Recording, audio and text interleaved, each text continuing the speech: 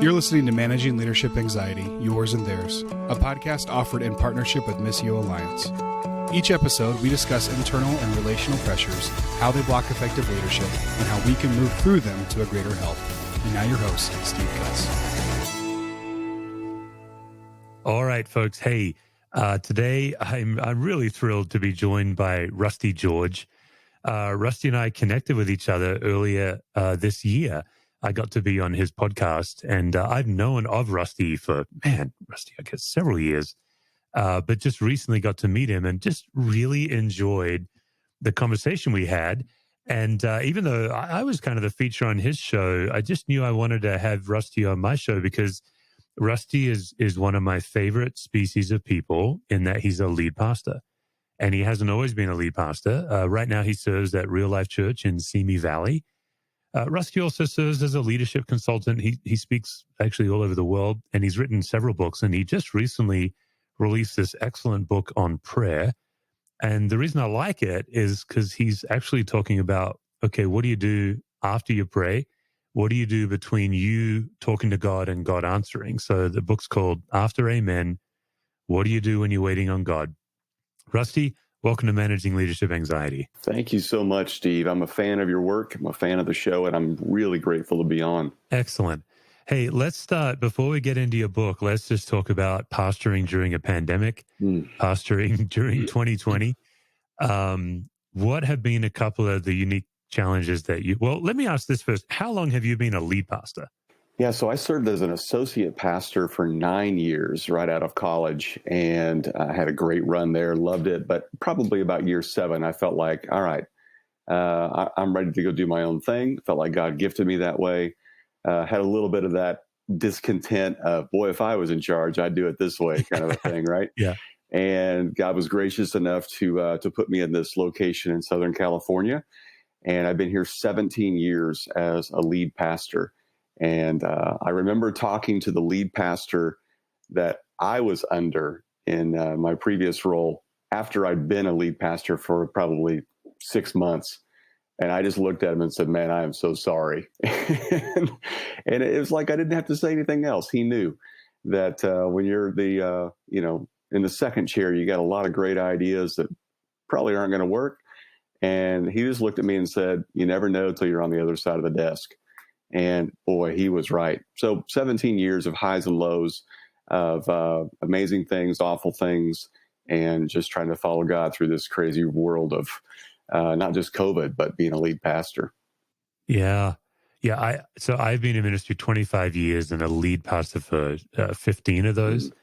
I was blown away by the difference in pressure between the associate chair and the lead chair. What were maybe just 2 or 3 things that you faced when you made that leap?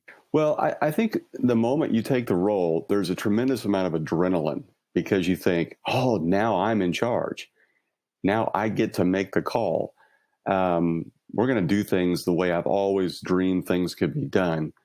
And then you hit your head against the wall a few times and you realize, oh, that's why others don't do this. Or that's the price you pay if you do this. And I think that's the biggest one because, yeah, you can do it, but there's going to be fallout over it. There's going to be a price you pay.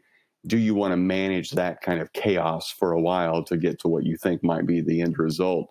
It's a whole lot more than just moving furniture around or changing the order of worship. So those were some of the big things I learned. And, just the weight of it. I think initially you think of the offering. When you're an associate pastor, you never care about the offering. It doesn't matter. You can go out there and create a program, do it. If it bombs, okay, we try something else. But there's a price you pay for things that don't work out because you've put your energy into it. You've sold the vision. You've done the event or the new strategy or the new campus or whatever it is, and then it bombed, and you feel the weight of that. You feel the loss of people that leave your church. You feel the kind of the pain of saying goodbye to people. And it's a little bit of that, well, and to your point of leadership anxiety, you really have to wrestle with where's your worth coming from? Because so much of your worth, especially for guys, is in their job. Yeah. And now your job is also your spiritual life. They kind of get woven together in ministry. And so you begin to wonder, okay, am I bad at pastoring, or am I bad at being a follower of Jesus? And trying to separate those two is really hard. So, it's a whole new, unique set of challenges. Yeah. I love the way you answered that. How many years were you in lead pastoring before you decided, enough of this, I need to find a different way to do this job so I can thrive? I think for me, it was probably about a year. Okay. I think I think a year is how long it took before I tried everything I thought I would do when I wasn't a lead pastor. So I, had all these ideas, and I wanted the reins. I wanted to make the shot, and take the shot. And then after you do for a while, you begin to figure out, well, this isn't as easy. So I think it probably took me a year to figure out some of that, and then realize, all right, I got to go about this differently. It's more than me just doing the things I thought should be done. Now I've got to figure out, how do I utilize a team? How do I manage chaos on my own leadership team? How do I manage chaos in my own personal, inner world? How do I balance work and home? How do I not think about this 24/7? How do I have moments of Sabbath? And I think one of the toughest things is, it's one thing to be a lead pastor at a church you've known for a long time. You've been an associate, then you become a lead pastor. When you go to a new church as the lead pastor, that's a different learning curve, because you're trying to learn the staff, you're trying to learn the culture. Everybody wants your time, but who really deserves your time? Just because they're the loudest voice doesn't necessarily mean they're the voice you should listen to. So it's kind of learning who those people are in the church to pay attention to, and what matters most. So I think it probably took me about a year. Yeah. One of the things you mentioned on that list was, how do I turn it off 24/7? How do I stop? What's a tool or two that has really helped you to keep the incessant thinking about it at bay? I heard a quote from, I think it was Rick Warren years ago, that said, those that work with their hands relax with their minds, and those that work with their minds relax with their hands. So much of your day is spent just trying to make decisions. It's mental, it's exhausting. You come home and you think, boy, I sat around all day. It's hard to explain to your family, you sat all day, but you're exhausted. How is that? Yeah. But I think it was because of the mental stress. So what could I do with my hands? I started cooking dinner. I started cooking with my daughter, who likes to cook. We'd watch cooking shows, and we would, try those things together. I started refinishing furniture in the garage with my wife. She likes that kind of thing. And so we would do, a dresser together, or she would do it, and I would, fix it up or whatever from whatever we found on the side of the road. And it became something that was tangible and physical. I heard somebody say one time, I know why Jesus was a carpenter, because at least he could see work being done. And I think for a lot of us, we work so hard to try to push the ball down the field, and we never see any progress. And then it comes all at once. And when you come home and you make dinner, or you rebuild a dresser, or you fix something in the house, even if you're bad at it, I think it allows you to do something besides what you're used to. Yeah, I think that's really helpful. My experience is, a lot of my listeners, most of my listeners are in some kind of church leadership. They just don't believe they should take care of themselves and find these outlets like this. I think it's really helpful just to hear from leaders. What do you do, and how does it help? Because I think most of us carry some kind of low-level guilt that we should be doing more, we should be doing it better. But that counterintuitive idea that cooking dinner is actually a really good soul care, I love that. Yeah, and I think that, and I lived with that for a long time. I remember thinking, well, I could stay at the office another hour and maybe write a better message, maybe counsel somebody and help save their marriage, or I could go home and sit on the couch and watch American Idol. Well, when you put it like that, it doesn't sound like it's much of a decision. You stay and you do the work. But when I recognize that if I stay another hour, or I work on this another hour, I'm probably already at the end of my tank for the day anyway. The work's going to be counterproductive. Or I could go home and I could refill the tank. And I think that's the mental game pastors have to kind of play, is you're not just lounging for lounging's sake. You're not just cooking dinner for some kind of hobby. You are turning it off so that when you turn it back on, it's full again, and you have something to kind of get out of the spigot, so to speak, so that your mornings are more energetic and you get more done in a shorter amount of time. And so in a strange way, the head game you play with yourself is, okay, I'll rest so I know I can work better. Yeah. Yeah. That's good. Yeah. All right. So let's talk 2020. By the time 2020 showed up, you were already an experienced pastor. Not that you don't have more to learn, of course, but you've been doing it a while. What are a couple of the unique challenges that have surprised you this year? I think I overestimated how much I value routine. I think based upon my Myers-Briggs and my Enneagram and all of those personality types, the things that I had leaned on to give me clarity and energy and even made me good were some of these things of plan way ahead, write your message 6 weeks out, have all your notes turned in so everybody's ready. And, just that planning thing and trying to be ahead of the curve. And when this happened, boy, it made me so mad because it ruined the Easter I'd worked on for 6 months.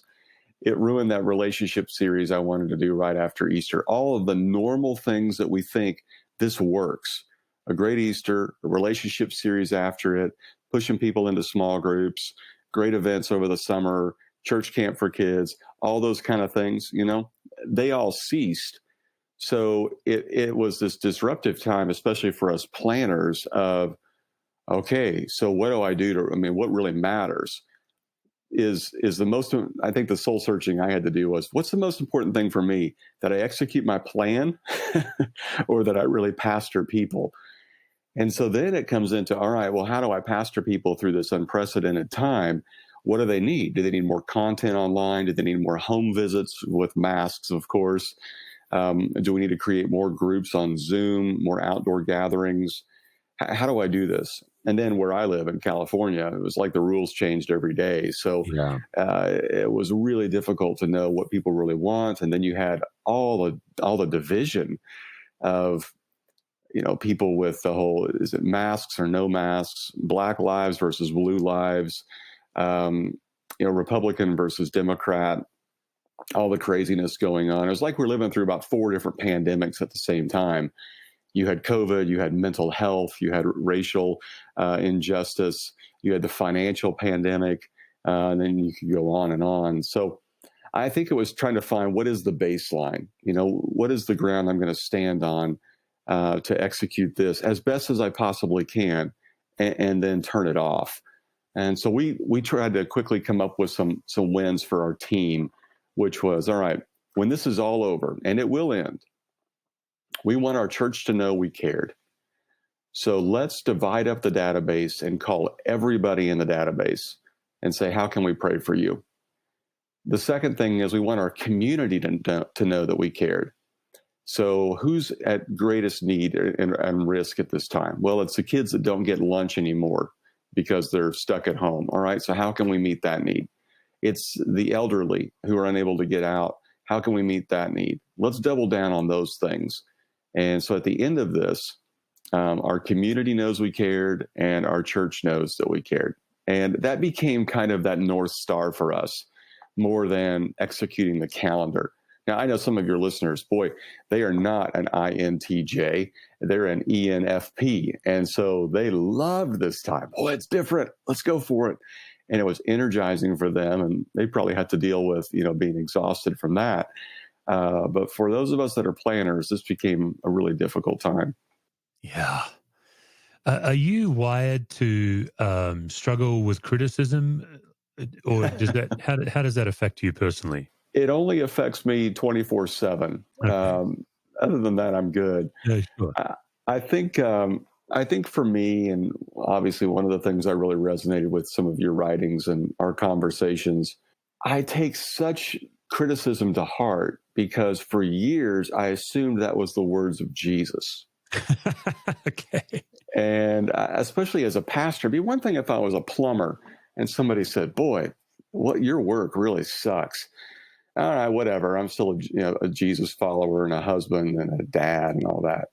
But when it's all woven together and somebody looks at you and says, I'm leaving your church because you're not deep enough, or because I like this other church better, or because you made me mad, or because you stood up and spoke out against racism and I'm a cop, there's something in me that says, oh, okay, are they right? Did I miss something? Am I misusing my call, my opportunity, my role as a pastor. And I'm letting not just this person down, but I'm letting Jesus down. So what's the old quote? A thousand compliments plus one criticism equals one criticism. And I think I've really let those things linger, and I can still hear some of those words in my head, and it's a painful thing. Let me try something, Rusty. I don't know if this will work or not, but I don't mind failing publicly. So, about what approximate size would your congregation be? I know Real Life's a larger church. Yeah, I think we're around. I mean, who knows during COVID, right? Sure, yeah. Let's use pre-COVID numbers before COVID happened. Yeah, probably around 7,000 people. Yeah. How many roughly critics do you think you have? And I would describe the critics as not the one-time random critic, but the usual suspects group. How many of those would you think there are? Yeah, Dr. Samuel Chan, he said this in Leadership Pain, and you know this. He said, no matter what your church is, I can tell you this, 10% of your people are devils. And I asked him one time, how'd you come up with 10%? And he said, well, it just seemed like a good round number. I think he's probably right. So, you say 700 people, and they don't all email me, but they all got a different idea of how things should be done, or they're the person that goes, hey, did you hear what they're doing? Or I haven't had a call yet. And those kind of things that just kind of creep up on you. Yeah, they're gifted at finding each other too, I've noticed. Boy, they really are. They really are. Like some kind of secret society. There's a handshake. We got to figure out what that is. I know. Yeah. I've been doing a lot of work lately with leaders, not just pastors, on the inner critic, and really trying to help us, believe the goodness of God over the inner critic. Are you in a position now just to give us a taste of what your inner critic says to you? Yeah. My inner critic says, if you were only more like fill in the blank, then you would have a greater kingdom impact. And I think I've always had that. I've had that from when I was a kid, from when I went to Bible college and seminary, and when I was in young adult ministry. There was always somebody else out there that my people were looking at as, oh, they're really good. I was in young adult ministry in Kentucky dealing with college-age kids, and they were great. But you know who was really great? Louis Giglio. I moved to California, and I live in a city that has the Masters University, which is highly connected with John MacArthur. And people would say, oh, yeah, you're good and funny and entertaining, but you know who's really deep and spiritual? John MacArthur. And let's just talk current events. Your church is closed right now because the government says so, but John MacArthur is open. So yes. You have all these, you fill in the blank of the person that you're supposed to be. Your book was good, but you know who's a really great writer is so-and-so. And so there's always somebody else out there that you kind of compare yourself to, thinking if I could only be more like them, then I'd be able to, be more liked. They wouldn't leave. People would appreciate me more. And we disguise that as have greater kingdom impact. I always appreciate when veteran leaders are willing to open up like you just did, because I think the fallacy for younger leaders is that we all grow out of this. And I just don't think we grow out of it. I think we just learn to manage it and lower the voice. Well, that's a great point. And I had a conversation with a church consultant one time, and somehow we got off of just church consulting down into the inner workings.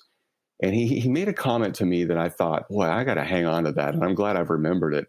He said, you know what? You just got to make peace with the monsters under the bed, because they'll always be there. And for some of us, it's, that inner wound of what your dad said to you, or your coach said to you, or you got cut. Isn't that interesting? And we're off topic here, but Michael Jordan, the greatest of all time, at his Hall of Fame speech, brought the kid that got picked for the basketball team instead of him. It was like that inner wound never healed. So if 6 championships and 6 MVPs are not enough, what will be enough? And so you're right. It really is making peace with those monsters. They're always going to be there. But what's the louder voice? Learning to let the love of Jesus kind of overwhelm you, and I sat in a counselor's office probably 7 years ago, and he looked at me and he said, "Your problem is you don't believe Jesus loves you, and thus you don't love Jesus." I said, "What are you talking about?" And he said, "Well, we love him because he first loved us, and you don't believe he loves you." And he was right. I really believe Jesus loved other people. I just didn't believe he loved me because I hadn't done enough yet. And I believe grace was for everybody else, but just not me. And that gets into kind of a deeper kind of father wound we can talk about later in the gauntlet. But I think for me, it was just this realization, even if I do nothing else, he's already impressed with me. He already loves me. And I need to have a daily moment of remembering that in order to deal with the monsters under the bed. Several years ago, I heard Father Gregory Boyle, Homeboy Industries down the road from you guys. He would say to these young men and women in gangs, he would say, "You are exactly what God had in mind when he made you." And when I first heard that, I got so bothered. Like, no, they're not exactly. They've murdered somebody, or and that was on my own inner critic. Like the idea that in this case, it's easy. I'm like you, Rusty, easy for me to proclaim grace, harder to receive it. But the idea that Rusty George is exactly what God had in mind as a human being and for real life and so on. And then living into that is, that's where it takes faith. I think when you talked about, I don't love God because I don't receive God's love, I think you've actually put the finger on one of the number one secret battles of pastors, is we can proclaim the love of God and make people cry. Like we can do it so eloquently. Interesting, since my book came out, I'm now getting more and more what I call backstage conversations with pastors where they struggle to believe it. I love that you just enunciated that. Well, and I think, Steve, to your point, we're inundated with these stories of pastors who have moral failings, and those are the public ones. We don't even hear about the private ones, right? Yeah. Well, I don't think it's because that guy woke up one day and said, "I want to blow up my ministry," or, "You know what, I'm just a real horn dog and I'm going to go find anybody I can." What's the deeper issue going on? And it's this internal craving for acceptance and love. And even though we're really good at proclaiming it to others, but we are not good at receiving it, because there's something inside of us that says, once you receive it, you're going to lose your edge, or you're going to stop believing that you need to work a little harder or do a little bit more. Or if you do that, then you're going to somehow miss out on what God has in store for you. And boy, that's a wound that's deep.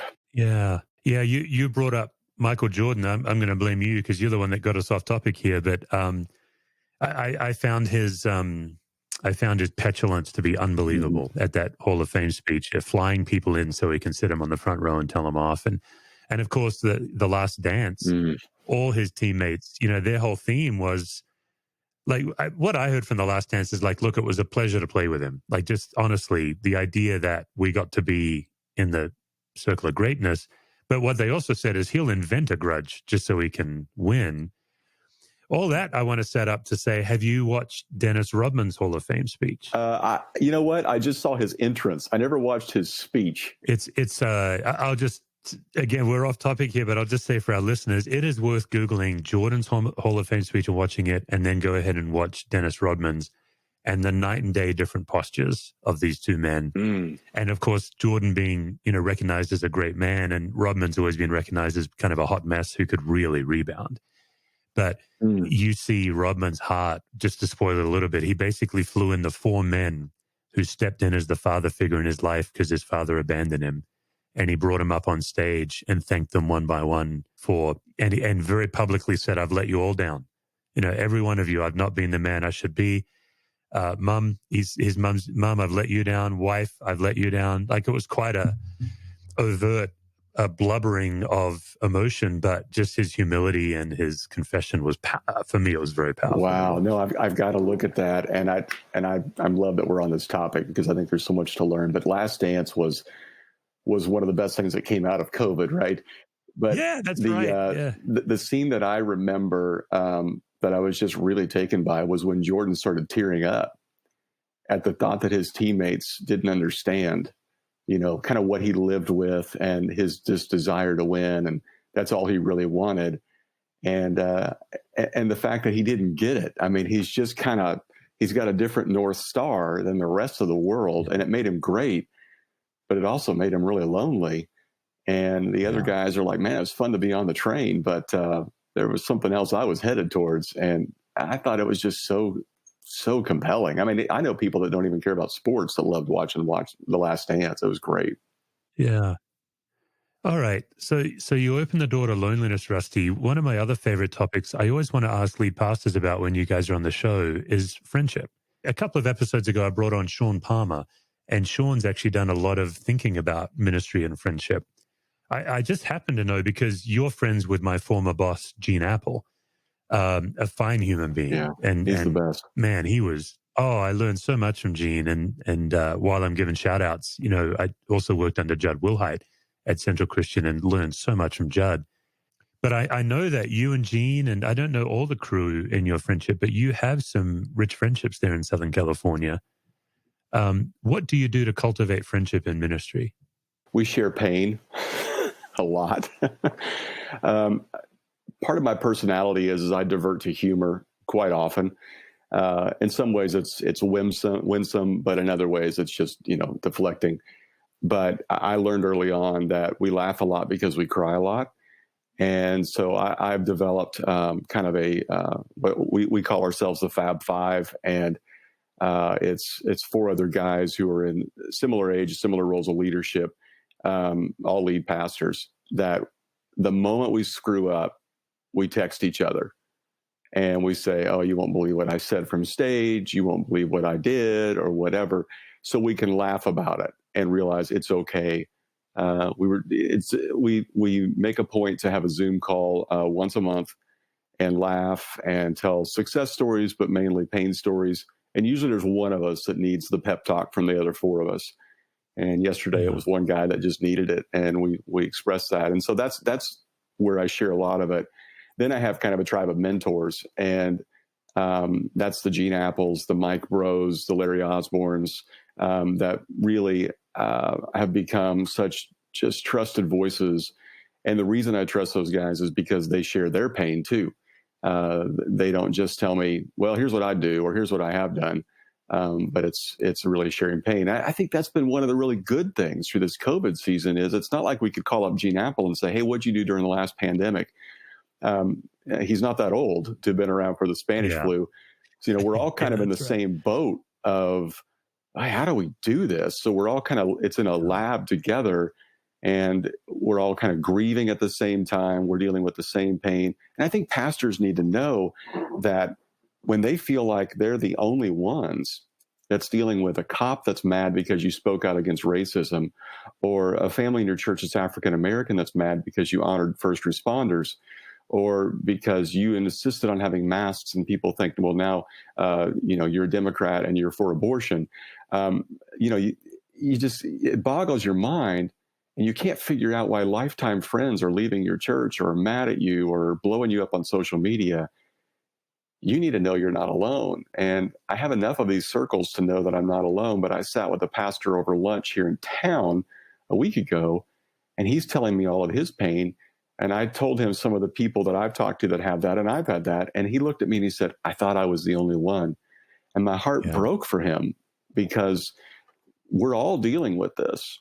But if you don't have other people, and nobody gets it like a lead pastor, if you don't have other people you can share some of those pains and losses with, you will begin to think it's just you, and you'll quit. I love that. I want to make sure people are hearing, like, when lead pastors get together and chat about this, it's not a pity party. And also, we don't think we're the only ones that struggle. So what Rusty's saying when he says no one gets it, he doesn't mean there's no other vocation that doesn't understand challenge. But every vocation has its own unique challenges. For example, I don't envy school principals. I can't fathom how difficult that role is, medical professionals in intensive care wards. But what Rusty's saying is, one of the unique challenges of lead pastoring is loneliness and isolationism. And I hope people are hearing how intentional he is about reaching out for help and to help.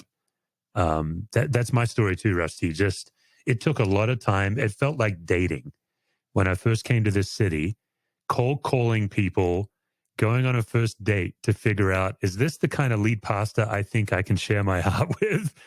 And then at the end of the coffee or the lunch, hey, do you want to see me again? Like, it really is. But it's vulnerable. But man, I thank God for it, because now 15 years later, I have these deep, rich, life-giving friendships. And my experience is yours too. One of us needs help most of the time, and it's almost always shifts who it is.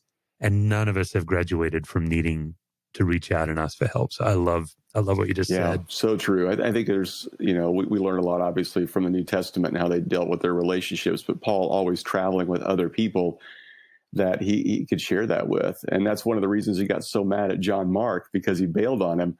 I resonate with Paul on that, man. You leave me once, we're done. But then towards the end of his life, he says, bring John Mark back. I'm ready. I think there's such tremendous wisdom in that leadership there of, kind of, we got to have other people with us, and we're not in this alone.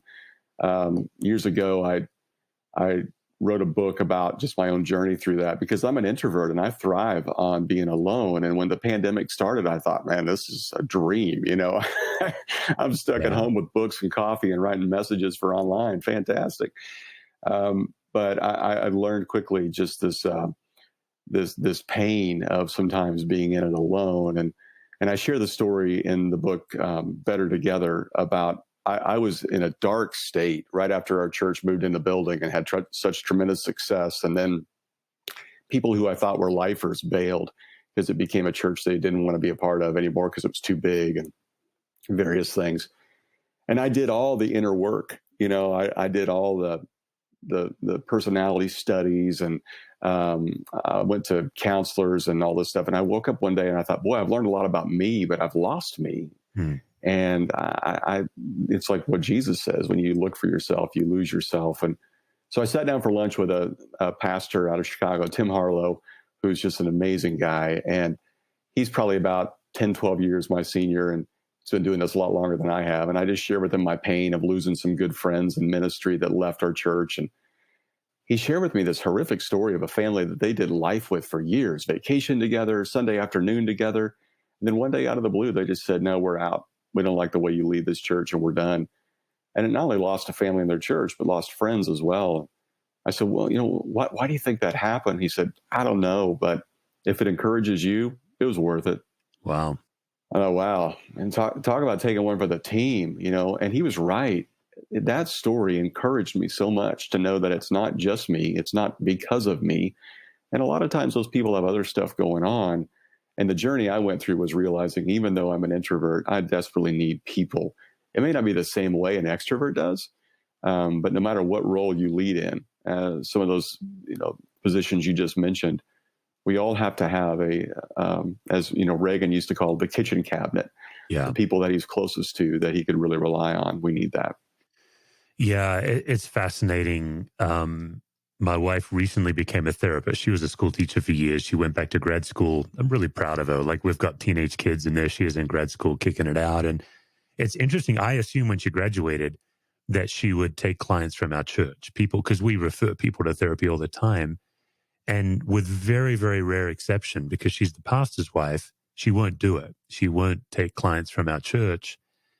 And it's because of the very strict rule of one hat at a time, one type of relationship at a time with people. So if you're their therapist, you're not their friend, you're not their pastor, And I think when pastors get together like we are and we talk about friendship, I think it's really cathartic that we talk about how friendship's hard for us. I think it's also cathartic for us to recognize how hard it is for our church friends. Like what I've often gone into victim mode, where I'm like, well, no one else's friends criticize their job. I get criticized, But then I put the other hat on and say, well, wait a minute. No one else gets up every week and tells them how to live their life in a monologue. None of their other friends do that. And when I walk into my church friend's house, they don't know if I'm walking in as a friend or to recruit, So it's just to be mindful, I think, of the extra hats we wear in these relationships. And I know some of the pain I've had in leadership is realizing that good people in my church our friendship isn't working because I'm also their leader Mm-hmm. and their pastor. And it's not about them and it's not about me as people. If I was not their pastor, we would probably be very good friends. Mm-hmm. But I can't keep friendship with you because you really think you know how to preach better and it hurts, that kind of Right. stuff. So it's an interesting study, friendship in ministry. It really is. And it's so different than just being a CEO or a school teacher, because you just go home. But in this case, sometimes, you share life, you're in Christian community with them, you're maybe in a small group with them, you walk them through their darkest days. And then, oh, by the way, you're also their pastor, their leader, prophet, priest, and king, whatever it is. It's a weird dynamic. Yeah. And sometimes your best friendships are found outside of that dynamic. Yeah. Yeah. All right. Let me ask this one question. Then I'd love to just get a quick take on your book on prayer, because I think it's just such a practical, helpful tool. One of the things I'm beating the drum on right now is when I was a hospital chaplain, we learned that the emergency room, it doesn't so much create a condition in a family, it reveals it. Yeah. So the loved one comes in on the gurney, they've been in the car wreck, but 2 minutes later, the family shows up, and whatever condition that family was in before the accident is exposed rather than created. And I'm trying to tell as many pastors as I can, 2020 did not reveal the condition of your soul. It did not create it. It exposed it. What are just a couple of really helpful soul care practices that you've done? So you mentioned cooking and working with your hands. I'd just love to hear a couple more before we move on. Well, first of all, I'm writing that down because that sounds like a sermon series to me. It didn't create it, it revealed it. Yeah. That's so good. And you're exactly right. I mean, we often talk about ministries of vice, and it squeezes whatever's in the toothpaste tube out of it. And I think COVID was a big vice for all of us. It just squeezed whatever was in us out of us. And I think soul care, we've talked about it a whole lot more over the past few years than we ever have. And I think a lot of it has to do with the mental health crisis we find ourselves in. I have a few books that I reread every year, which has been helpful for me. Some, Henry Nouwen stuff is so cathartic. And but give the us book some Soul specifics, Keeping, Rusty, if you wouldn't mind. Yeah, sorry, I just interrupted as you were. No, that's fine. I would go with In the Name of Jesus. It's so great and such an easy read, and should be read often. The Genesee Diary, which is really kind of his first trek at L'Arche before he decided to move there, gets into a lot of the soul issues he was dealing with. I love those two. I'm looking over here at my bookshelf. Life Without Lack by Dallas Willard, which was written after his death. It was a collection of Sunday school lessons on Psalm 23. It's brilliant. And Soul Keeping by John Ortberg is a reread every year for me because of just that idea of soul keeping. So there's part of that. There's the other part of, obviously pastors have always been told, got to have a daily quiet time and all that. I think for me, it's how do I incorporate this into my day? I've done the whole, let's read through the Bible in a year. And, after a few months, you're just logging pages, trying to get it done. I find what helps better is to memorize one verse a week and kind of bring that up throughout the day over and over and over again. I used a practice I heard from a podcast one time where you just use the alphabet, come up with a verse for each letter of the alphabet. And so I can kind of recall that throughout the day. And another is a great app called Pray Minder, which you put your prayer request into, and then it will remind you of it throughout the day. Wow. It just sends you a little alert. Hey, pray for Steve today. Pray for the building campaign. Pray for your neighbor today. And so you don't have to do the mental gymnastics of, I should go back to my prayer list. It does it for you. Wow. There's a great app out there called Pause from John Eldridge, which gives you just guided meditations. So I've tried to incorporate it throughout the day rather than just one time or one day of solitude, which I highly recommend. But, the other thing that we've been talking about for years and now is needed more than ever is just have a clear finish line for the week. I know because we do a Thursday night service. That's our first service for the weekend. Yeah, so us too. We do that as well. It's a sprint towards Thursday. But when Thursday night's over with and I drive home, boy, it is just such a freeing moment because I know the next 2 days barring, some kind of funeral or wedding or something like that, I'm done. And I'm going to do something else besides ministry. And I'm not going to read anything. I'm going to read a sports book. I'm going to watch The Last Dance. I'm going to watch basketball. I'm going to do something else. And then I'm recharged and ready for Sunday. And I've already practiced the message once, which is great, as you know. So I think some of those soul care things are really, really helpful. Awesome. All right. You've written a number of books. Your latest one is After Amen, What to Do When You're Waiting on God. Just give us a little on what prompted you to write this. What prompted me to write this was my own struggle with this. And for many of us, we stand in the lobby on a Sunday after church and we hear people come up to us and express their deepest pains. And we look at them and say, well, let's pray about it. And they look back at us and as, almost bitter. And they say, oh, I have prayed, but it didn't work. And inside that is a question of what did I do wrong? Did I not stand up? Did I not lay down? Did I not have enough passion? Am I not perfect enough? Could you pray for me? Because you might get through and I won't. And then there's all this, am I supposed to do something now? And I deal with a lot of people from a Catholic background. And so their mentality is I should, have a few more Hail Marys or Our Fathers or use the rosary beads or use a saint. And so it got me thinking because I have my own prayer requests that went unanswered. And I wonder, well, what am I supposed to do? So I went back and just looked at the life of Jesus.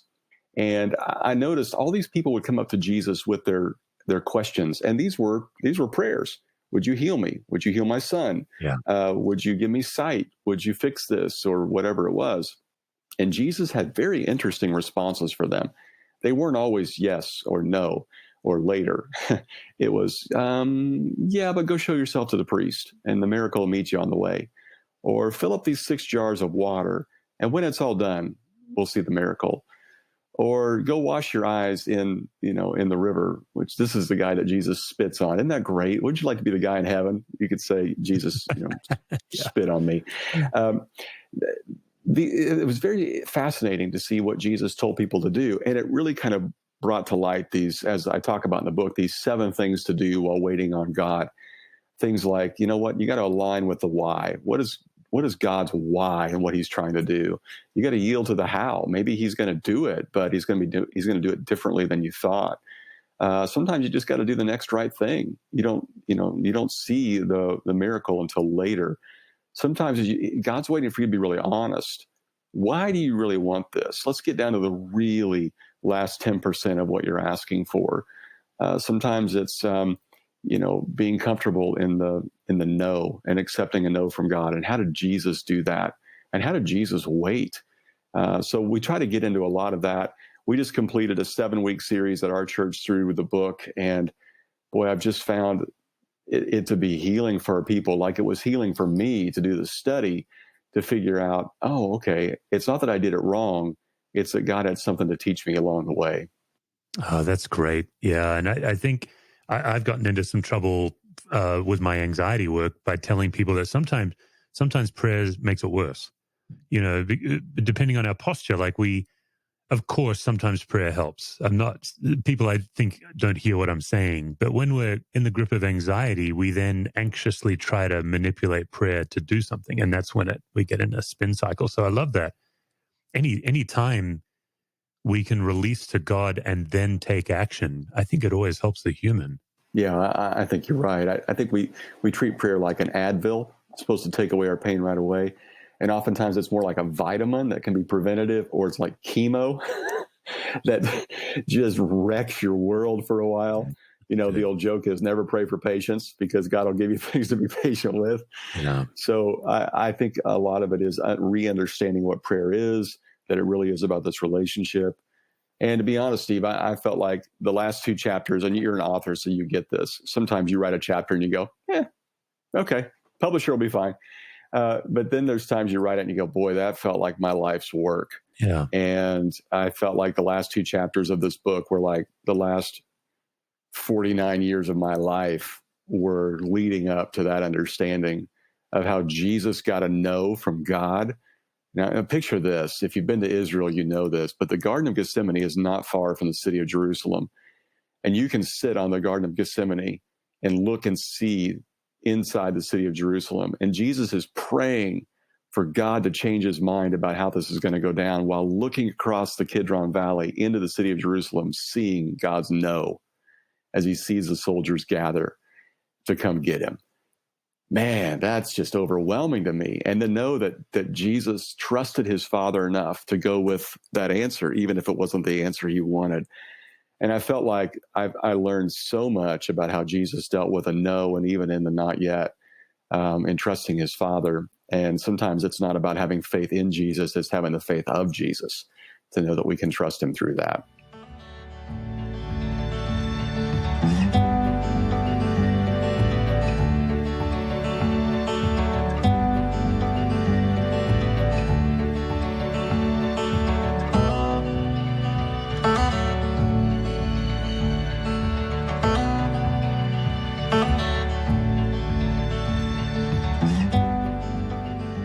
Well, all right, Rusty. So, as is the case with many of my guests, the much feared and anticipated gauntlet is now upon us. And you've already tried to crawl away once or twice, but here you are facing it like a man.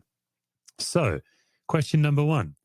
The premise of this question is that we carry our family of origin into every encounter, or sometimes they carry us.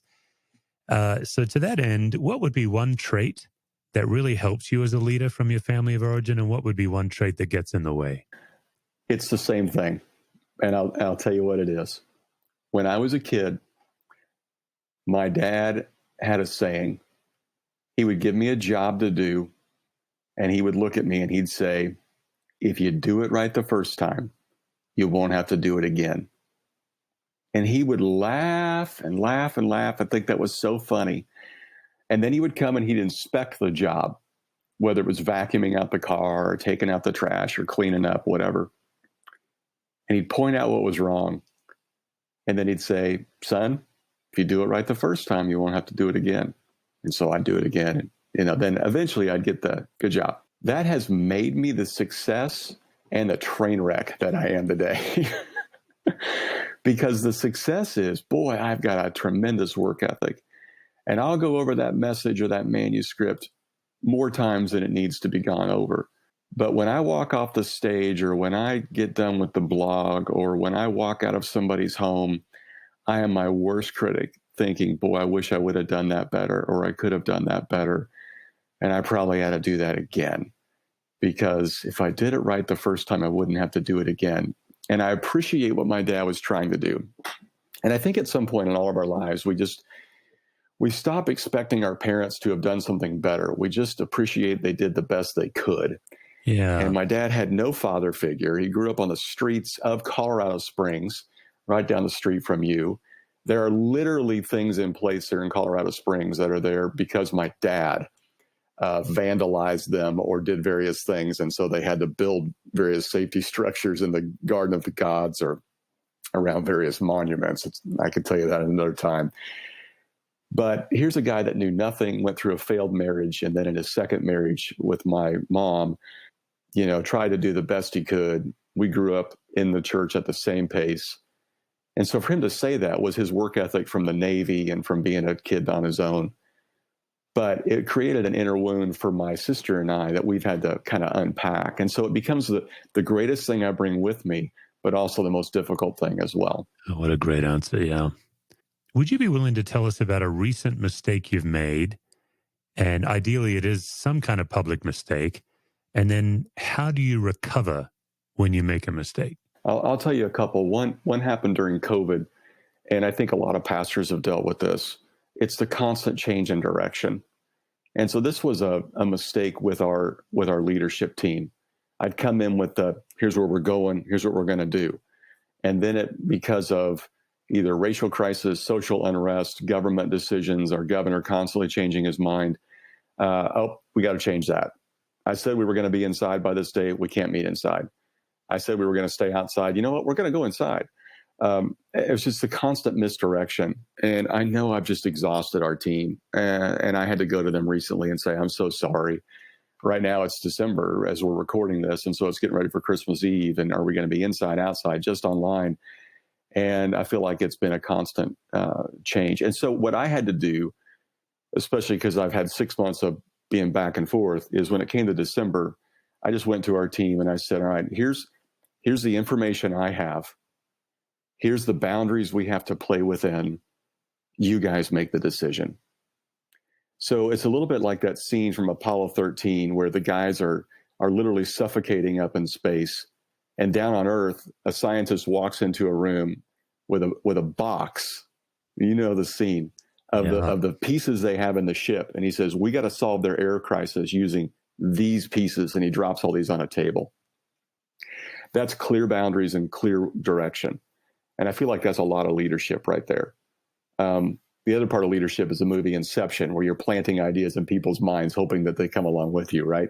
Those two movies, I think, speak a lot about leadership. But for our team, it was to go to them and say, all right, here's the boundaries. You guys figure it out. Well, it gave them clarity, but it also gave them tremendous license to figure out what works best. And then as a leader, just to go back and say, I got to trust my team on this one. That was big. A second one, we had a staff suicide a few years ago, and that was definitely one of the darkest times of my leadership. But it was the result of this guy who had some mental health issues that he was not taking care of, and he'd also had an affair. And the affair was like this, accelerator for everything else. And so he took his life. He didn't want to deal with it. When I went to our church, because there were so many other factors and there were families involved and they didn't all know the details, and he never really truly confessed to the affair, and his wife's sitting out there, and this other woman, her family's sitting out there. All I did was talk about the mental anxiety, mental health issues. And that was, on the advice of counsel, who said, listen, it's not your story to tell. He never confessed to it. Let's don't drag his family through the mud. Let's just talk about the mental health issues. Wish I could have done that differently. Hindsight's 20/20, of course. I wish I would have gotten into some of that, because it wasn't just mental health. And I know I lost credibility with some of our team members because they knew, but they knew that I was advised not to say. And sometimes what you do that you think will be the best for everybody ends up coming back to bite you. Yeah, those are two really poignant examples. On that second one, I think it's so hard for a leader in an unprecedented situation, which that's what that sounds like to me, is I'm hearing what you had to deal with. You'd never dealt with that before. Feels like we often give ourselves a C-. Yeah. If you did it again, you'd probably get a B-, which is probably an A actually on the curve. Yeah. Yeah, that's so true. And here it comes back to the whole, if you did it right the first time, you wouldn't have to do it again. I hope I don't have to do that again, but I learned a lot from that. And if people listening can learn from that, then hopefully they can. The first story you shared, I don't know who originated this quote. I think I first heard it from Craig Rochelle, but it's like, if you want to raise a volunteer, you delegate a task. If you want to raise a leader, you delegate authority. You modeled a great example of that. I've stolen that quote and adjusted it to say, if you want to raise a leader, you delegate anxiety. Whatever decision makes you anxious, get others to carry the anxiety of the decision, not to inflict it on them, because that's how you become a leader. So my poor team, what should we do? I'm like, well, you figure it out. Well, I don't know. Yeah. Welcome to leadership.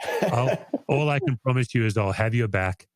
When you take the hits, I'll be there. But I think you have to delegate anxiety if you're going to actually develop leaders, and people have to learn to carry the weight of the unknown. So, that's so good. Good. Let's see. Let's try this one. This will be our final kind of invasive question. Then I think I've got one that'll hopefully be relaxing. But Jeannie Duck says, in the absence of information, we all connect the dots in the most pathological way possible. And so when you don't have enough information, particularly if it's a critic, like if somebody texts you and say, hey, Rusty, we need to meet. I've got some opinions about the church, or whatever it is.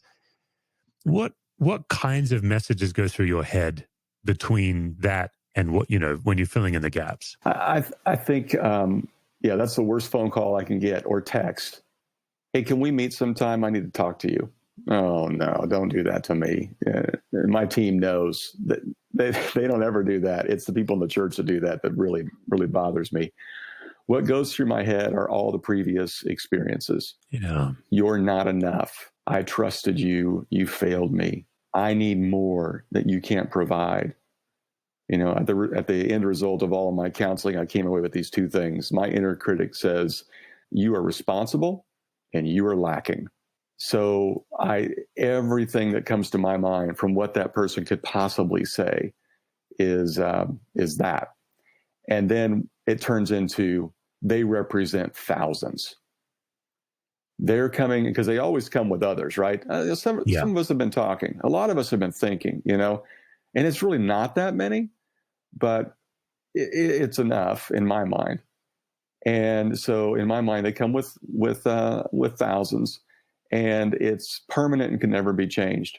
And part of that is just the school of hard knocks. I've never talked somebody into staying. I used to try. Now I just bless them and go with God. And I introduce them to their next lead pastor so I can kind of put the onus on them. Hey, you better get involved over there, right? So I think for me, it's running through that mentality. Now, here's one of the things that has helped me. And I got this from Ed Young Jr. He said, 99% of all problems in the church last 2 weeks because that's the longest people can go without thinking about themselves. And he's right. I've noticed about, every issue people get worked up about, and they come to you in email and social media, I'm bitter about this, and there's a whole bunch of us. Give it 2 weeks because there'll be another thing they're bothered by, and they get back to their own problems and stop dealing with yours. Even the awful ones, they just tend to go away in a couple weeks. So I have to give myself a little bit of grace there. One of my counselors told me, you get 30 minutes to be crazy. So, let the 30 minutes of, well, what if and what if and what if and what if go, and then realize, all right, listen to what they have to say. They'll be over it in 2 weeks. If they leave, they don't leave God, they leave the church, and that's okay. Great.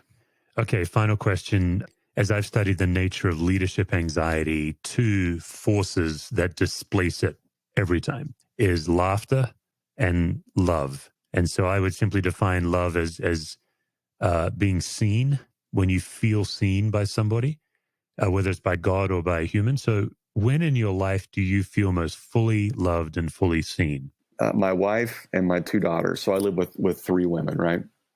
They are able to talk nonstop at the same time and understand each other. It's just phenomenal to me. It's the whole men are waffles, women are spaghetti kind of thing, right? I get, when I speak, I get so bothered when they interrupt. And it's not that they're being mean, it's just the way they communicate. And it occurred to me, I feel most loved when I'm listened to. And I think this has been the most difficult thing for us as pastors through this pandemic, is we don't have that weekly time where people listen to us for 30 minutes. Now, you can say they do online, but we know the stats. They're playing with the dog, they're making dinner, they're doing other things. But there's something, call it good or bad, but when I stand up on stage and nobody interrupts for 30 minutes, yeah, it's gut-wrenching. But I can't underestimate the value of that adrenaline and the value of that, you just listen to me for 30 minutes without interrupting. I think we forget the value in that. And I think that's why a lot of us are really struggling during this time, because we haven't had that feeling of people listening to us rather than just telling us what to do. We're upset because we haven't done what they wanted us to do. So for me, when I feel most loved, it's when somebody actually listens to me, has a few follow-up questions to prove that they weren't just waiting to speak, and that they've heard what I've had to say, even if they don't agree. That's a fascinating answer. That's I think I've asked this question a couple of hundred times now. That's the first of its kind. So I love that. First time someone's answered that way. There is a hanging chad between us, Rusty. Before we wrap up, you're going to have to explain waffles and spaghetti. I've never heard that metaphor. So you've not heard that? Okay, so men's minds are like waffles. They have little squares, and we compartmentalize everything. And so we're able to turn things off. And that's why we can't multitask very well. It's just one thing at a time. And women are like spaghetti. It's all intertwined. And so they can deal with multiple things at multiple times, and men just can't compute. So I think it's an old comedy bit, or it's a a scientific, like TED Talk or something like that. So Awesome.